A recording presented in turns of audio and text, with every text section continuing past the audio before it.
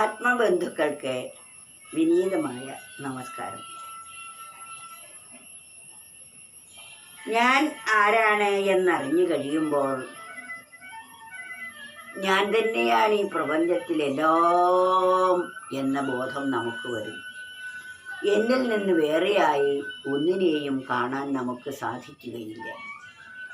അപ്രകാരത്തിലുള്ള ഒരു കാഴ്ച നമുക്ക് ലഭിക്കുമ്പോൾ നമുക്കുണ്ടാകുന്ന കൃതാർത്ഥത, സന്തോഷം, സംതൃപ്തി എത്ര മഹത്തരമായിരിക്കുമെന്നറിയാമോ? അത് നാം ഒന്ന് ഭാവന ചെയ്ത് നോക്കേണ്ടിയിരിക്കുന്നു. അതിനാൽ ഒരു കവി പറയുകയാണ്, വേറെ വേറെയായിട്ടല്ല ഒന്നിനെയും കാണേണ്ടത്, എല്ലാത്തിലും അന്തര്യാമിയായിരിക്കുന്ന ഏകമായിരിക്കുന്ന ആ സത്തിനെയാണ് നാം കാണേണ്ടത്. അതിനാൽ ആഴിയും കൂപവും ഭിന്നമെന്നാകിലും നീരെന്ന തത്വത്തിലില്ല ഭേദം, ബ്രഹ്മസത്യത്തിൽ വേറൊന്നില്ല വേറിട്ട ചിന്തയാൽ ബന്ധിക്കുമന്തരംഗം. ആഴിയും കൂപവും ഭിന്നമെന്നാകിലും, സമുദ്രവും ഒരു കിണറും തമ്മിൽ വല്ല ബന്ധമുണ്ടോ? എത്രയോ വ്യത്യാസമില്ലേ? ആഴിയും കൂപവും കിണറും സമുദ്രവും ഭിന്നമാണ്. രണ്ടിൻ്റെയും ഗുണങ്ങളും പ്രവൃത്തികളും അനുഭവവും എല്ലാം വേറെ വേറെയാണ്. പക്ഷേ രണ്ടിലും വെള്ളമാണ്. വെള്ളം കൊണ്ടാണ് കിണറിൽ നിറഞ്ഞിരിക്കുന്നത്, സമുദ്രവും നിറഞ്ഞിരിക്കുന്നത്.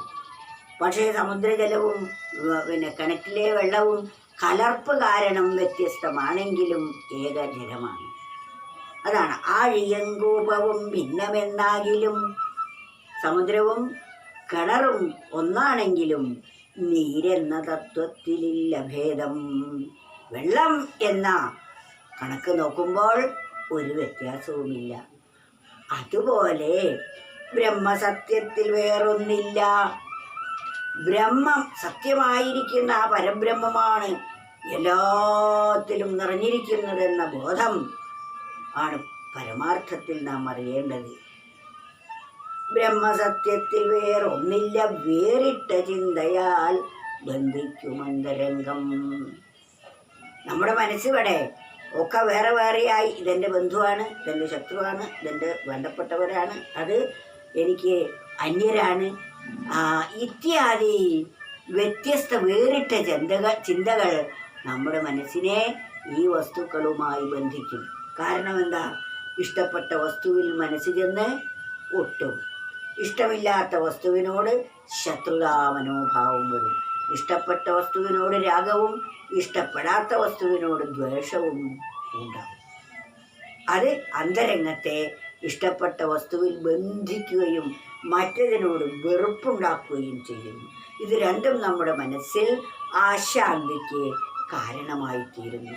അതുകൊണ്ട് ആ അശാന്തി, ആ ബന്ധനം വരാതിരിക്കണമെങ്കിൽ എല്ലാത്തിലും നിറഞ്ഞിരിക്കുന്ന അന്തര്യാമി ഒന്നാണെന്ന ബോധം നമുക്കുണ്ടാകണം. അതാണ് ഇത്. വളരെ വിശിഷ്ടമായ തത്വരത്നങ്ങളാണ് ഇവ. നിരന്തരം നമ്മൾ മനനം ചെയ്ത് ഉറപ്പിക്കേണ്ടതാണ്. ഏതൊരു വസ്തു കാണുമ്പോഴും വ്യത്യസ്തമായി കാണുന്ന ഈ വസ്തു നാം ഇന്ദ്രിയങ്ങളിൽ കൂടി മനസ്സ് നോക്കിക്കാണുമ്പോൾ വേറെ വേറെയായി കാണുന്നു. എന്നാൽ ബോധപൂർവം നോക്കുകയാണെങ്കിൽ എല്ലാത്തിനെയും ബന്ധിപ്പിച്ചിരിക്കുന്നത് ഒന്നാണ്. മത്തപരതരം നാന്യൽ കിഞ്ചിതസ്തി ധനഞ്ജയ മയി സർവമിതം പ്രോതം സൂത്രേ മണികനായുവ. ഏറ്റവും ശ്രേഷ്ഠമായ ഭഗവാനാൽ കോർക്കപ്പെട്ടതാണ് ഈ പ്രപഞ്ചം മുഴുവനും.